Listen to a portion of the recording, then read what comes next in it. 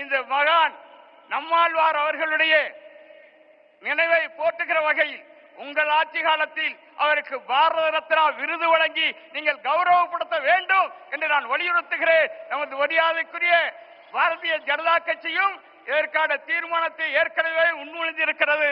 அதனை நீங்கள் ஏற்று எங்களுடைய இந்த மாநாட்டின் தீர்மானமாக பாரத ரத்னா விருது கொடுப்பதன் மூலம் இயற்கை விவசாயமும் பாரம்பரிய வேளாண் முறையும் உலகெங்கும் பரவ செய்யும். காரணம், பிரதமர் கொரோனா தொற்றில் அவர்களே பகிரங்கமாக அறிவித்தார்கள், உலகமே உணவு உற்பத்தியில் பின்னடைந்து விட்டது, ஆனால் இந்தியாவில் பொருளாதார உலகம் வீழ்ந்து விட்டது.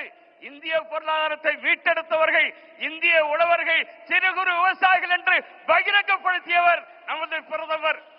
அது மட்டுமல்ல, கொரோனாவில் உலகமே உணவுக்கு தட்டுப்பாடு ஏற்பட்ட போது இந்திய விவசாயிகளும் தமிழக விவசாயிகளும் உற்பத்தி செய்த உணவை பல நாடுகளுக்கு வழங்குகிற வாய்ப்பை இந்திய உழவர்கள் கொடுத்தார்கள் என்று நம்மளை பாராட்டியவர் நமது பிரதமர். நான் இன்றைக்கு சொல்லுகிறேன், இந்த விவசாயிகளை பாதுகாப்பதற்கு பயிர் காப்பீடு திட்டத்தை விவசாயிகள் பயனளிக்கிற வரையில் செயல்படுத்த வேண்டும். இப்பொழுது நீங்கள் கிசான் திட்டத்தையும் துவக்கி வைக்க இருக்கிறீர்கள். தமிழ்நாட்டில் 60% நிலங்கள் குத்தகை விவசாயிகள், அவர்களுக்கும் கிடைக்கிற பயன் வருகிற வகையில் இந்த PM கிசான் திட்டத்தை செயல்படுத்த வேண்டும் என்று கேட்டு வாய்ப்புக்கு நன்றி கூறி நிறைவு செய்கிறேன். நன்றி, வணக்கம்.